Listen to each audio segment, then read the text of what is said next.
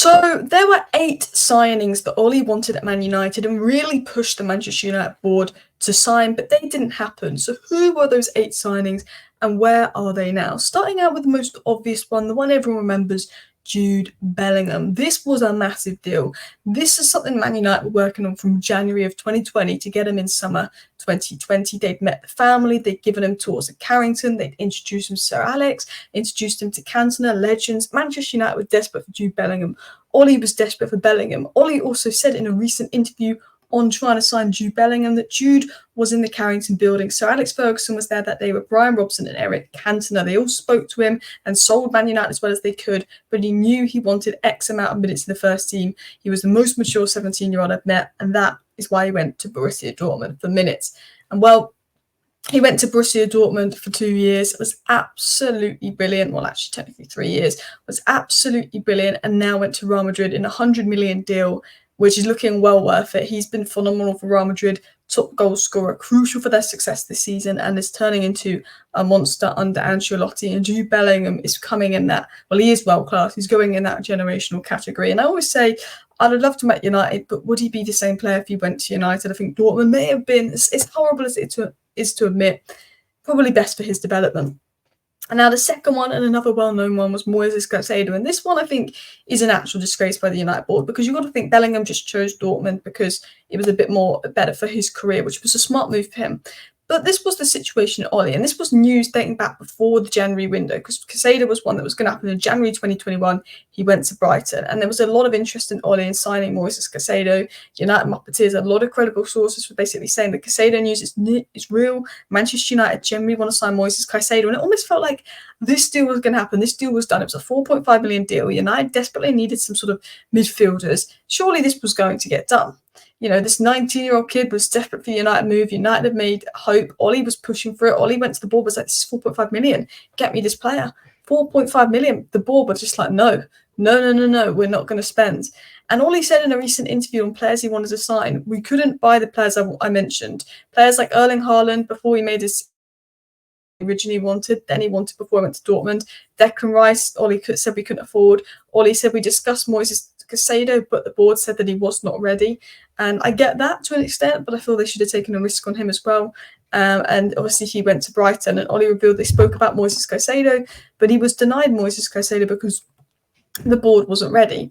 And Moises Caicedo then completed a move from Brighton to Chelsea for a British transfer record fee of £115 million. That's mad. He went to Brighton. He was phenomenal at Brighton. He's gone to Chelsea for, he wasn't really worth more than 70 million, let's be honest. He went to Chelsea for a lot of money, and he's not hit the ground running at Chelsea, but there's no doubt in my mind that he will be a good signing for Chelsea. It's just the instability of their squad, I think, is making it difficult. I think he will be a good signing in maybe a year or two to come. Continuing on, Stevanovic. And now this is one that a lot of people forget. And this is one that was a bit of a saga, because this was one that it almost felt like this deal was done. It'd been reported that Man United agreed a €12 million deal to sign this 17-year-old winger. And Fabrizio Romano even said the deal is done. He'll join United in 2021. Like, we got Fabrizio Romano saying that this deal was going to happen, that we'd signed this player. And then all of a sudden, Man City signed him for €8 million, including add-ons. But you know, he didn't join United. It was weird because Romano said he was going to United, and Romano is never wrong. And what happened with him really was that he had 3 unsuccessful loan spells. He joined City, had 3 unsuccessful loan spells, and he's been hit with injuries. Apparently his work rate isn't brilliant. Apparently he's got everything to be good, but he doesn't have the injuries or the work rate. And he's looked a little bit disappointing. So maybe that was a blessing in disguise. One that did end up at Manchester City and was probably crucial in their treble win, though, was Haaland. And the interesting thing about Haaland was, before even Ole was at the club, he told United to get Haaland for about 4 million before he went to Salzburg. Ole suggested him. And then when Haaland came available in January 2020, Ole was pushing for him, October, November 2019. He really was, December 2019. And, Ole revealed when he could have got Haaland originally, it would have been 4 million. Then he had an opportunity to get Haaland for 20 million, but they didn't. And Ole, actually did this press conference end of December. He was asked about Haaland. He was smiling. Every Man United fan, including myself, thought Haaland to Manchester United was a done deal. Ole was smiling when asked about in the press conference. It felt like Haaland was going to United. And, well, United ended up getting Ighalo, basically. And everyone thought when Ole made these comments on Haaland was laughing, it felt like a deal was done. and how silly Ole was going to look if the deal didn't materialise. Everyone at United thought Haaland was done with Ole's comments. I think Ole generally believed it was done, his relationship with Haaland.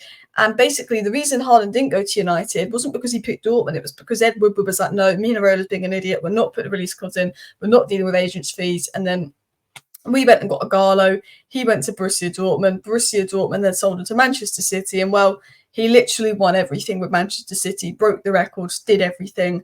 That was a big loss. I love Rasmus Højlund, but Haaland was a big, big loss as well. Another one that's a big loss and someone that would walk into the Manchester United side now, but maybe wasn't as ready 2 years ago when we were linked in, was Declan Rice. But that summer that United signed Ronaldo, Sancho and Varane, and I was happy for all three signings at the time. We all knew we needed a DM and that should have been priority. So it was mad that we never went for a DM.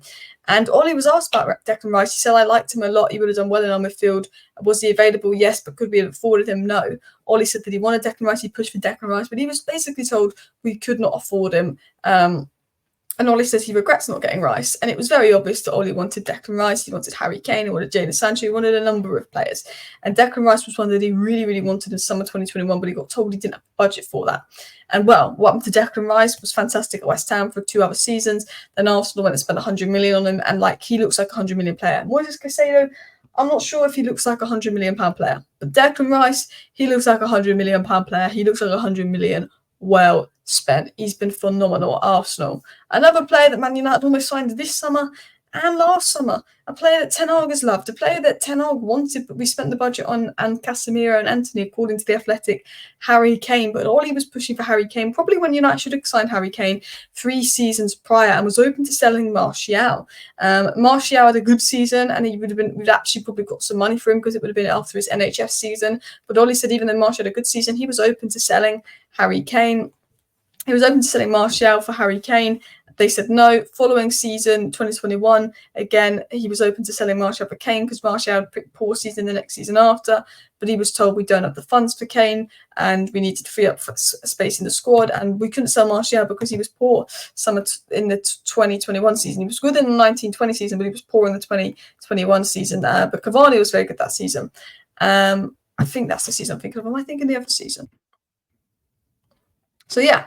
Continuing on, Ole said this on Harry Kane. I wish I would have signed Harry Kane every day of the week, and my understanding was that he wanted to come. Harry Kane wanted to come to United. The reason he didn't accept even his move to Bayern Munich this summer right away was he was going to see if United were going to match that bid because he wanted to stay in the Premier League. But he didn't come. He wanted United, but we couldn't match the budget, and COVID-19 made it more difficult. Ole wanted Harry Kane, but this came down to budgeting. And had United not spent 80 million on Maguire, 50 million on Wan-Bissaka, and 50 million on Dan James, 150 million on those players the summer before, and then wasted 40 million on Donny van Beek that Ole didn't want.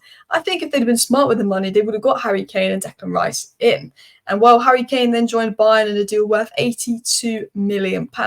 Later on, Harry Kane is already breaking records. Quickest player to get 30 goals, first player to get 30 Bundesliga goals in his debut season. And it looks like he's going to break the Bundesliga goal scoring record. The funny thing is, well, not funny, actually. I want him to win a trophy, but it looks like this will be the first year that Bayern don't win a trophy as well. He's also got 6 goals in the Champions League, but he has got 57 goal contributions this season.